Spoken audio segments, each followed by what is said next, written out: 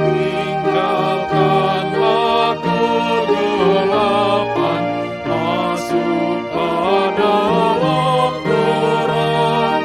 Beritahu kau nyalakan di dunia yang gelap. Mohon pengampunan dosa pada Kristus Tuhan kita. Nanti engkau akan menerima kehidupan yang kekal.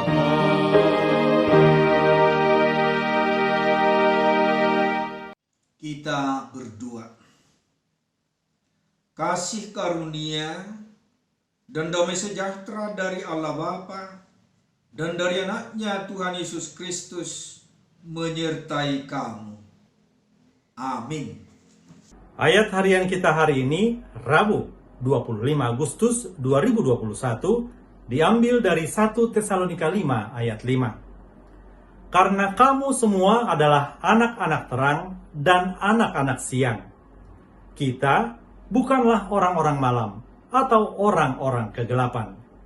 Demikianlah firman Tuhan.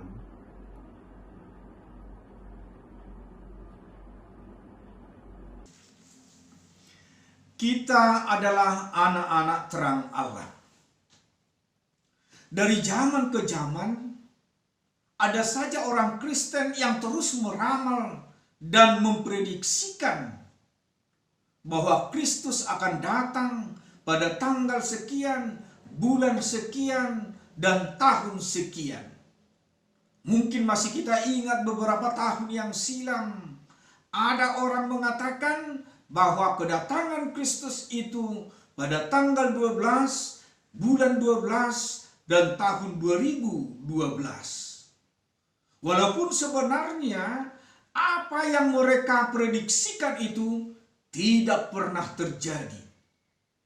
Tetapi ada saja orang yang tetap percaya kepada perkataan mereka. Keadaan demikianlah yang terjadi pada zaman Paulus.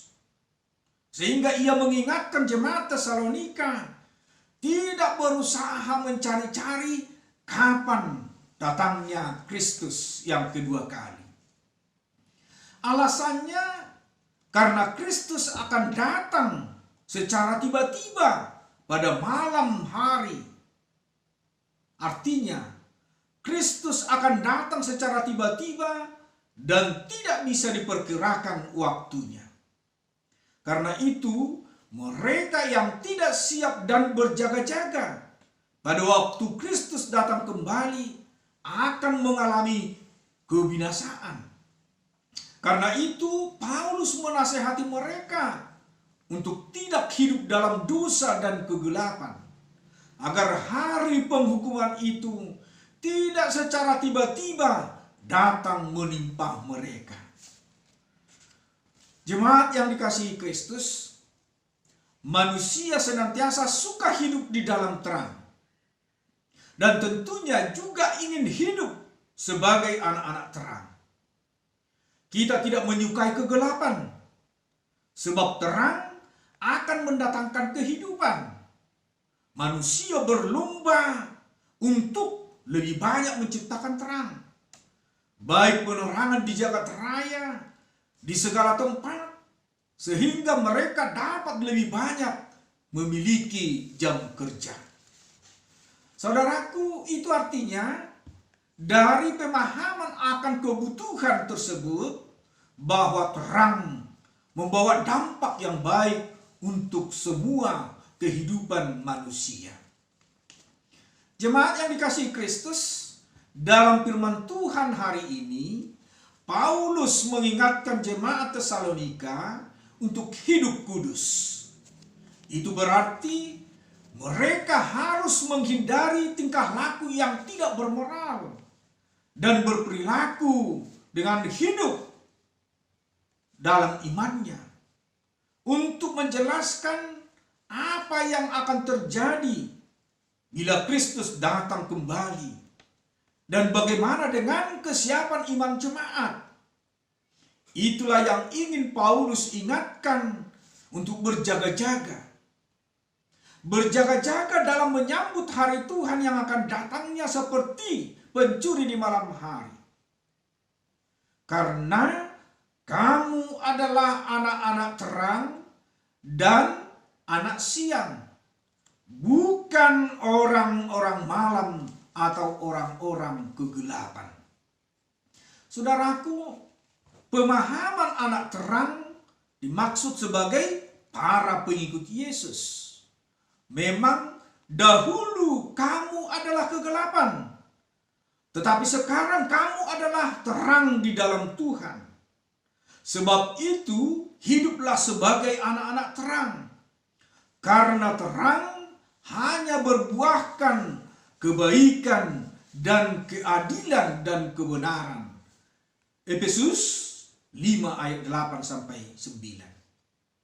Orang-orang terang akan tetap menjaga agar kegelapan tidak menguasainya dan tidak menjadi kegelapan, dan akan senantiasa menyadari dan menjaga terang firman-Nya senantiasa hidup.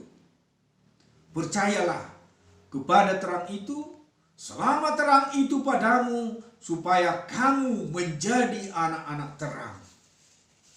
Saudaraku, walaupun kita sudah menjadi anak-anak terang, namun tidak dapat dipungkiri bahwa masih ada orang yang hidup di dalam kegelapan. Orang yang masih hidup di dalam kegelapan itu memiliki gaya hidup yang egois, tidak peduli akan orang lain, bahkan lingkungannya hilang seperti yang di dalam kegelapan. Menjadi buta, yang diperdulikan hanya hidupnya sendiri dan kesenangannya sendiri. Saudaraku, bukan demikian hidup anak-anak terang. Anak-anak terang akan aktif menjadi sumber terang yang memberi penerangan pada yang lain, menjadi berkat dan memberi arti bagi orang lain. Karena terang hanya berbuahkan keadilan dan kebenaran. Karena itu, perhatikanlah supaya terang yang ada padamu jangan menjadi kegelapan. Jika seluruh tubuhmu terang dan tidak ada bagian yang gelap, maka seluruhnya akan terang. Sama seperti apabila pelita menerangi engkau dengan cahayanya. Amin. Kita berdoa. Kami kembali datang ke hadirat-Mu ya Tuhan di pagi ini, menaikkan doa syukur kami karena besar kasih setia-Mu bagi kami hingga hari ini. Terutama napas kehidupan yang kami terima. Kami juga di pagi ini berterima kasih karena kami senantiasa Engkau jadikan sebagai anak-anak terang di tengah-tengah dunia ini yang semakin tidak menentu ini. Ya Tuhan, kuatkan iman kami agar kami tetap memberikan terang di dalam kehidupan kami, terutama untuk menyinari sekeliling kami, agar kami menjadi terang di tengah-tengah kegelapan. Tuhan Yesus, kami berdoa untuk anak-anak-Mu yang masih hidup di dalam naungan kegelapan karena pengaruh dunia ini. Kiranya Engkau menyadarkan mereka dan ketuklah pintu hati mereka untuk bertobat di hadapan-Mu, sehingga mereka meninggalkan jalan mereka yang sesat itu. Jauhkan sifat ketidakpedulian kami terhadap sesama ya Tuhan, karena Engkau sudah sangat memperdulikan kami dan memperhatikan kami. Tuhan Yesus yang baik, kami juga saat ini berdoa untuk negara kami ini, di mana kami bersyukur jumlah orang-orang yang terdampak COVID ini sudah semakin menurun. Kiranya kami tetap senantiasa melaksanakan prokes agar keadaan ini semakin membaik. Dan kami pun tetap berharap Tuhan memberi kembali keadaan dunia kami normal seperti biasa. Engkaulah yang dapat melakukan itu semuanya ya Tuhan. Karena kami tahu Tuhan akan memberikan yang terbaik bagi kami. Inilah doa kami di pagi ini. Hanya di dalam Kristus Yesus kami berdoa. Amin. Anugerah Tuhan kita Yesus Kristus dan kasih setia Allah Bapa serta persekutuan Roh Kudus kiranya menyertai kamu sekalian. Amin.